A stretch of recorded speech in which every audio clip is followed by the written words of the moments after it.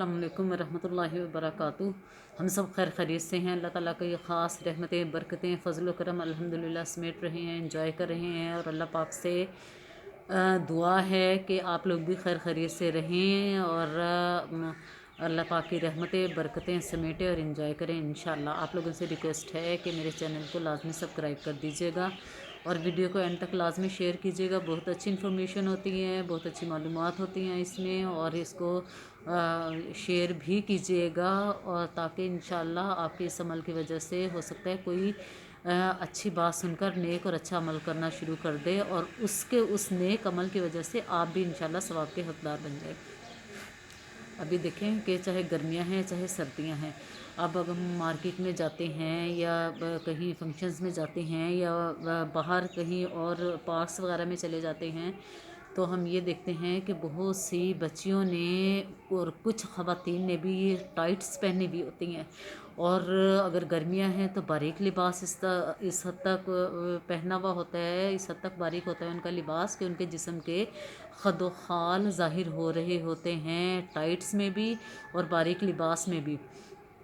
तो चुस्त और बारीक लिबास पहनने वालियों के लिए तो सख्त वईद है, सख्त अजाब की वईद मोहम्मद सल्लल्लाहु अलैहि वसल्लम ने सुनाई है।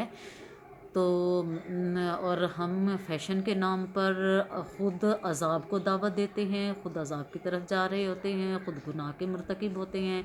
किस लिए? ताकि हमें दूसरे देखें, हमें दूसरे अप्रिशिएट करें और ये कहें कि ये तो बहुत मॉडर्न है, तो बहुत फैशनेबल है, देखें इसने टाइट्स पहनी हुई हैं, बारीक कपड़े पहने हुए हैं, ये तो दीन की कोई केयर नहीं करती, इसको तो दीन की जो बाउंड्रीज़ हैं जो अल्लाह पाक ने हमें हमारे लिमिट्स दी हैं, उन लिमिट्स की कोई परवाह नहीं है इसको। और जो ये सब कुछ करते हैं उसको मॉडर्निज़म का नाम दे दिया जाता है कि ये तो बहुत मॉडर्न है, तो दीन की इनको कोई फ़िक्र नहीं है, कोई परवाह नहीं है। और कुछ लोग तो इसको अप्रिशिएट करते हैं और सराहते हैं कि वाकई देखो वाह क्या बात है इस तरह से। तो अब असल में इससे क्या होता है कि यहाँ दुनिया में तो हम सब कुछ ये सुन लेते हैं, कमेंट्स अपने लिए अच्छे भी लगते होंगे उनको जो इस तरह की ये हरकतें करते होंगे, जो इस तरह के लिबास पहनते होंगे, लेकिन असल में ये इसमें इन ऐसे लोगों के लिए आखिरत में सख्त अजाब है। मोहम्मद सल्लल्लाहु अलैहि वसल्लम के घर हज़रत आयशा रज़ी अल्लाह ताला अन्हा से मिलने के लिए उनकी बहन हज़रत अस्मा रज़ी अल्लाह ताला अन्हा तशरीफ़ लाईं। तो मोहम्मद सल्लल्लाहु अलैहि वसल्लम ने उनको सामने आने पर तो उनसे मुंह फेर लिया और फरमाया कि ए अस्मा, जब औरत जवान हो जाए तो उसके लिए जायज़ नहीं कि उसके मुंह और हाथ का कोई हिस्सा नज़र आए। तो यानी कि मुंह और हाथ के अलावा जिस्म का कोई हिस्सा नज़र ना आए उनके औरतों का।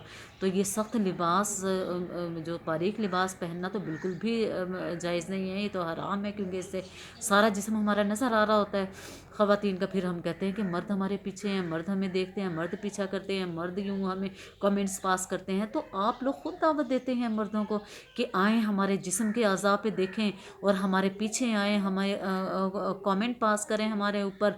तो आप हिजाब होकर जाएंगी तो किसी मर्द की ज़रूरत नहीं है कि आप लोगों की तरफ कोई देख सके, आपके फॉलो करे, कोई आपके पीछे आए, कोई आपके पे कोई कमेंट पास करे।